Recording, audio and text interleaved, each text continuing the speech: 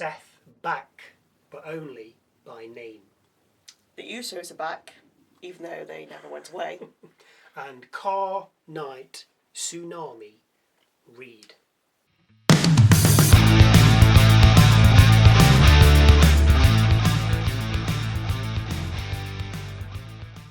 Hello, welcome to Wrestle MSX. I'm Michael. I'm Sally. And we open with John Cena's last ever opponent, Gunther. The crowd chant for Cena, but of course he isn't here. Gunther says it's his time and that on Saturday, Cena will face the best professional wrestler of all time. Not sure, Michael, he's coming out of retirement. Oh, who'd have thunk it? He then brings up a countdown clock showing how long Cena has left until his last match, and then finishes off by saying that he's going to break John Cena's spirit and force him to give up, which I've no doubt he's given up sometime in his wrestling career. No, never. I mean, I can't put, I'm not quite sure, but I'm not that detailed on his career, but he must have given up sometime. But anyway, good luck with that, Gunther. First up, we have Iyo Sky with Rhea Ripley against Kairi Sane, who naturally has Asuka in her corner. Back and forth covers, counters and reversals start us off with Sane then mocking Sky. It doesn't take long for Asuka to get involved though, by getting on the apron, with Sky then going for her.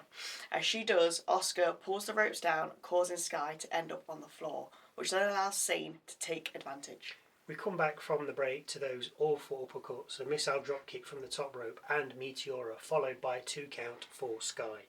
Sane then stops a moonsault and lands her double stomp and covers for 2, with the pair then fighting on the apron. She pulls off a German suplex on the apron, followed by a moonsault to the outside, with the action then heading back into the ring. Sky looks for the moonsault again, but gets pulled down by Asuka. The ref was looking at Sane.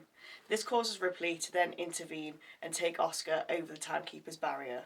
Sky then lands her over the moonsault, covers and picks up the victory. Backstage with the Vision, and Logan Paul asks if anybody saw him get smacked in the face by Rey Mysterio last week. Braun Bronson say you want to handle it, we'll handle it tonight. Logan then pulls Heyman to one side and says that this Rey Mysterio situation gets handled tonight.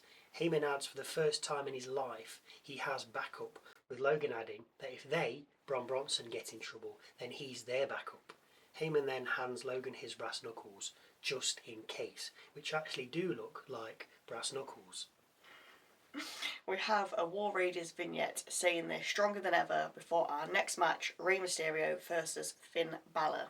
As Rey heads out, he's jumped by Logan Paul, with the pair then ending up in the ring. Paul tries to use the brass knuckles, but Rey bests him and sets him up for a 619. As Rey runs towards the ropes, a mysterious figure superkicks him and then stomps him before exiting the ring and heading off through the crowd. Paul takes advantage and clocks Rey with the brass knucks, with LA Knight then heading out for the save. Paul gets out the ring with Knight telling him it's time to pay and wants to face him tonight, with that match granted when we return from the break. Next up, the War Raiders against Dragon Lee and AJ Styles, with the World Tag Team Championships on the line. Just as the match is about to get underway, the New Day arrive at ringside with Waller. It doesn't take long for us to head outside, with Eric taking out Lee and ring crew, and Ivar crossbodying Styles against the electric ring skirt. When we come back from the break, the Raiders are fully in control and covering for 2. Styles then Pele kicks Ivar with the 2 then tagging out, and Lee taking out both Raiders, double stomping Eric from the top rope and then trying to lift Ivar twice, and of course failing. Ivar then lands his sit down splash, with Eric then tossing Lee onto Ivar's shoulder from the apron and Ivar slamming the dragon. The fight heads back into the ring, where Ivar lands his moonsault, only for Styles to break up the follow-up pin on 2. We wrap things up with Styles then sending Ivar from the top rope into Eric and then landing a phenomenal forearm. The cover gets Styles the win. After the match, the New Day enter the ring, but before it kicks off, the Usos make an appearance. Jimmy announces the Usos are back in the tag team division. So much for Jay's push. Jay says the tag division is on notice and that they need gold. Jay then tells the New Day they're going to run through them, as they have done before turning towards the tag champs.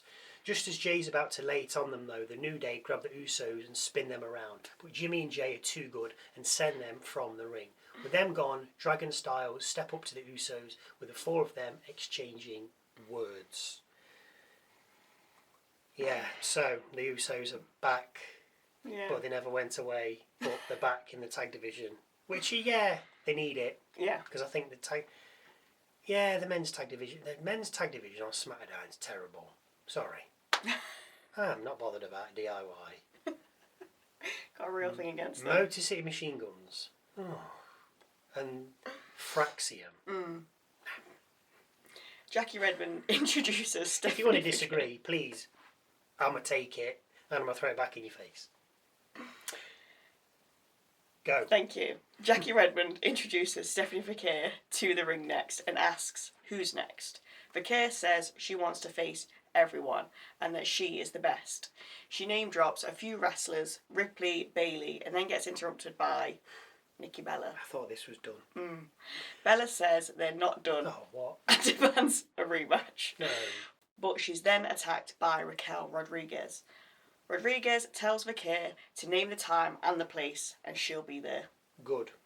I was expecting somebody to come out when Vacquer said, I'll take on anyone, because they usually get interrupted. I wasn't expecting Nikki Bella. But the fact that Rodriguez has done what she's done is telling me that Bella's possibly out of the picture, which I'm pleased about.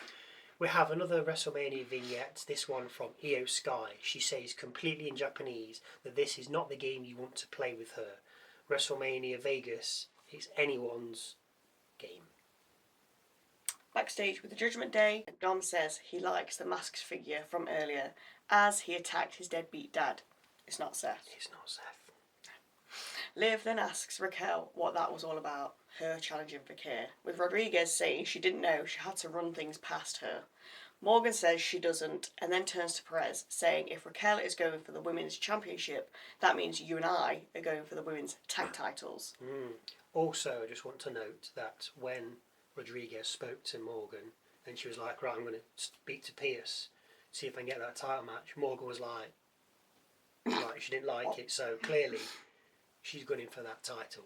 Anyway, up next, Roxanne Perez versus Lyra Valkyria, Morgan with Perez and Bayley with Lyra. A Northern Light suplex gets Lyra a 2 count, with the fight then heading outside and Perez sending Lyra in to the ring steps. Back from the break, the pair counter one another, with Lyra winning out and powerbombing Perez. She appears to hurt her arm on landing, so doesn't cover, with the fight then continuing and Lyra landing a crossbody into cover from the top rope. Perez kicks out on 2, then lands her cartwheel knee and covers for 2. Morgan then gets on the apron, but Bayley heads over and drops her, with the match inside the ring continuing. Perez then sends Lyra towards the ropes, where Morgan is still laying on the apron. As Lyra hits the ropes, Liv kicks her, sends her back towards Perez, who hits Pop Rocks, which was not working at all about 4 months ago. No. And then covers for the 1, 2, 3. Now every time she lands it. It's because she heard you moaning. Yeah, I know. We have yet another WrestleMania vignette, this time from Tiffany Stratton. She says there are fake smiles and tired outfits, and that she's not buying any of it, adding she's the reason the room goes silent. And yes, you guessed it, it's anyone's game. We see Maxine Dupri still training hard with Natalia before our last match of the night, LA Knight against Logan Paul. Paul with Paul, of course, and I highly doubt this will have a clean finish. Also, side note. Well, like a side note. Who's going to come out and save LA? Because the Usos are back to tagging, so... They ain't interested in those singles no more. Paul wastes no time in taking it to LA, although Knight gets a 2 count cover after bringing Logan back into the ring with a suplex back into the ring from the apron. We end up outside with Knight clearing off the announcer's desk and bouncing Logan's head off it before heading back into the ring and covering for 2. Paul then gets a 2 count as we hit a break. We come back to Paul dropping Knight on the top rope and covering again for 2. The pair exchange blows, with Knight then running through the jumping clothesline, Russian leg sweep and leaping neck breaker before covering for 2. A running knee is followed by the pair mounting the top rope, with the OG Vision then heading out. This distracts LA, with Paul then pushing the megastar down and landing an odd-looking crossbody. Knight, though, manages to pull off a Scorpion Death Drop and elbow from the top rope before Breaker gets on the apron. Knight knocks Braun off, with Reed then mounting the apron. Knight heads over to him, but Reed lands a headbutt. When the ref turns around and sees Knight on the canvas, he puts 2 and 2 together and for once gets 4. He realises something's afoot and sends Braun Bronson from the ring. Knight then jumps feet first at Paul through the ropes as he's outside the ring and then lays into him again on the announcer's desk. As he does, the mysterious hooded figure appears, stomps Knight on the desk and then tosses him back into the ring. Paul wastes no time, climbs the top rope, lands a splash and then covers for the 1, 2, 3. Braun Bronson then head back into the ring and give Knight a beat down, with Braun landing a spear and Reed 2 tsunamis. Knight is ushered out of the ring by a few referees before we hear from Paul Heyman. Heyman once again pushes the Raw on January the 5th, saying Breakker will beat Punk and become the new world champion, with Breakker then asking where CM Punk is. Not the physical one, but the mental one. He calls him a fraud and mocks him by saying that even though he's never taken drugs or sipped alcohol in his life, he's ended up looking like the biggest crackhead anyone's ever seen, which was quite funny. Yeah. Breakker doesn't want to face the nice guy Punk, he wants the old CM Punk. He then begs Punk to give him the old Punk, because if he doesn't get that version of Punk, he's going to destroy him, send him to the hospital and take his world title. He adds that while he's at it, he may as well take his wife too. We then see LA Knight on Titantron. Oh, I love it. Knight pushes away the help, with Paul and Reed then leaving the ring and heading backstage. Breakker then talks to Punk again and repeats spear 1, 2, 3, 4 times before we cut backstage with Paul and Reed beating up Knight. Knight offers little resistance, with Reed then powerbombing him through a table and finishing him off with a tsunami onto a car roof.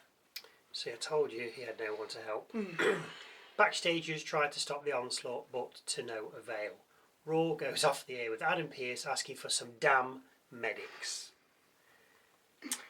Yeah, I mean, I liked the ending, but as I say, he's on his own. Yeah. I mean, I know Jay and LA Knight had that little feud a couple of months ago and they weren't really getting on, but you'd have still... It wouldn't have stopped him from... You wouldn't, especially Jimmy, but both of them. But and obviously Punk wasn't there, so he didn't go and save him. Obviously, the top guys, the heads, the people that write the show have decided that they don't want the Usos involved in... No, clearly not, no. Because they could have just sent them out to go and help him, but they obviously don't want that. They want him away from that storyline, so clearly. Precisely. Yeah, they want them away from that. I couldn't put it better myself. So it's LA Knight. Done. I think he'll team up with Rey. If Rey's coming back and you want to get Rey involved in something... He was Logan attacking him, Yeah, I can see that. Yeah. Anyway, so what you've all been waiting for, maybe not, but that's not the point. It's coming anyway. Michael's moments of the night. This could be a match, a line, a look, a promo, something funny, interesting, quirky, different, just something that catches my eye. Obviously, it has to wait until the end because if I do it halfway through and it's something that happens at the end, it's kind of a spoiler. So Michael's moment of the night is, again, like SmackDown, nothing amazing happened. But it has to be the tsunami on Night onto the car roof. Just classic backstage car involvement shenanigans. There's always car abuse. Yes. Can't beat a bit of car abuse. Breaker's promo was good. It was clean. He didn't slip. If you get a chance to listen to it and watch it. We've not done it justice here. We've given you the general idea of what he said, but it was clean and that's the main thing. I mean, if you're going to do a promo, see, LA Knight used to do a lot of promos and used to slip up. Yeah, it's like he's trying to get it out too quick. He's getting it too quick. Just I know the idea is to bang it out quick because it looks good. Yeah. But you're not John Cena, so just take a step back. But Breakker, he must have been practicing. He's learnt his lines. That's all you got to do. Just learn your lines. Not like us, and you can nail it straight away. And he did nail it, but it was brilliant. The Seth run-ins are good. He's not Seth. And then of course we have the Usos back in the tag division. And to be fair, they were pretty good. And the tag teams that are around now are just going to get absolutely destroyed by everyone, I think. Yeah. There's nobody good enough. See, the women's one is interesting. Although you've got Flair and Bliss, you've got Legend and Jax, who we need to see wrestling. Yes. I can't remember who the other ones are. Bailey and Lyra, fair enough. Kaboring Warriors. Warriors, nice call. Yeah, I'm not interested. Ripley and Sky, two top names. I'm looking forward to that. Whereas when you just start, I don't know, with the men's, it just, I don't know, just... The Usos, they're that good. They are, yeah. You're just like, yeah, they're going to pick up the tag titles again at WrestleMania. Yeah, Is that another exclusive? Must be. Heard it here.